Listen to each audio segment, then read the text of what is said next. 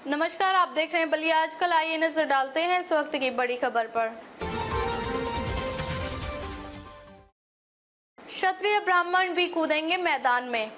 राजनीति में कब क्या हो जाए यह कुछ कहा नहीं जा सकता है, क्योंकि आज भी क्षत्रिय और ब्राह्मण समाज में यह चर्चा जरूर हो रही है कि उनकी बिरादरी से कोई व्यक्ति मैदान में नहीं दिख रहा है। जबकि इसके पहले के चुनाव में यहां कांग्रेस से ब्राह्मण, जदयू व बसपा से क्षत्रिय चुनाव लड़ता रहा, लेकिन 2024 में राजनीतिक दलों ने पिछड़ी जातियों पर ही भरोसा जताया। इसके पीछे जातीय समीकरण एक मायने रखता है। शायद यही वजह है कि भाजपा और सपा ने ओबीसी चेहरा मैदान में उतारा है, लेकिन ये भी कहना गलत नहीं होगा कि क्षत्रिय और ब्राह्मण उम्मीदवार मैदान में नहीं होंगे। नामांकन प्रक्रिया शुरू होते ही क्षत्रिय और ब्राह्मण समाज से लोग ताल ठोक सकते हैं। यदि ऐसा हुआ तो ठाकुर और ब्राह्मण जातीय समीकरण को देखेंगे, या दल देखेंगे, या फिर राष्ट्रवाद, लेकिन राष्ट्रवाद पर ज्यादा फोकस दिखेगा। सलेमपुर लोकसभा क्षेत्र में कई बार ब्राह्मण उम्मीदवार ही चुनाव जीतते रहे हैं। उसके बाद इधर लगातार ओबीसी उम्मीदवार ही चुनाव जीतकर सदन में पहुंचते रहे। हालांकि कांग्रेस ने बहुत ही प्रयास किया कि सलेमपुर से उनका उम्मीदवार चुनाव जीत सके, लेकिन क्षत्रिय उम्मीदवार के मैदान में आने से ब्राह्मण उम्मीदवार को हार का मुंह देखना पड़ा। वैसे इस सीट से ओबीसी का जातीयकरण मजबूत है। यही कारण है कि राजनीतिक दलों ने ओबीसी उम्मीदवार को ही मैदान में उतारा।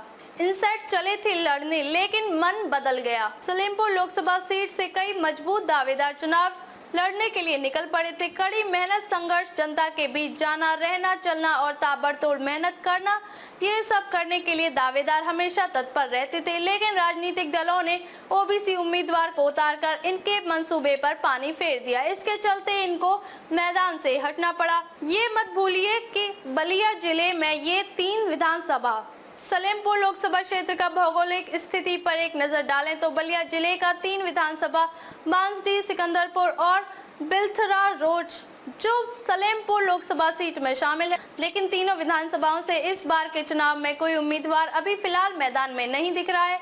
हालांकि एक उम्मीदवार बांसडीह विधानसभा क्षेत्र से बिलोंग करते हैं। इनका नाम बिट्टू बाबा है।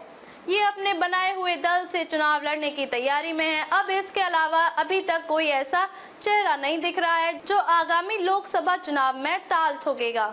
रविंद्र के तीसरे चुनाव को रोक पाएंगे रमाशंकर। राजनीतिक गलियारों में चर्चा हो रहा है कि मौजूदा सांसद रविंद्र कुशवाहा, जो भाजपा से इस बार भी प्रत्याशी हैं, और ये इनका तीसरा चुनाव है।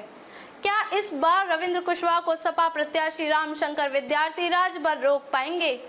वैसे 2014 के चुनाव में भाजपा प्रत्याशी रविंद्र कुशवाहा के सामने डॉक्टर भोला पांडे, रविशंकर सिंह पप्पू, हरिवंश सहाय कुशवाहा, सुभाष सपा प्रमुख ओम प्रकाश राजभर, ओमकार सिंह जैसे बड़े नेता मैदान में कूदे थे, लेकिन मोदी लहर में सब पराजित हो गए और पहली बार सलेमपुर लोकसभा क्षेत्र से भाजपा जीती।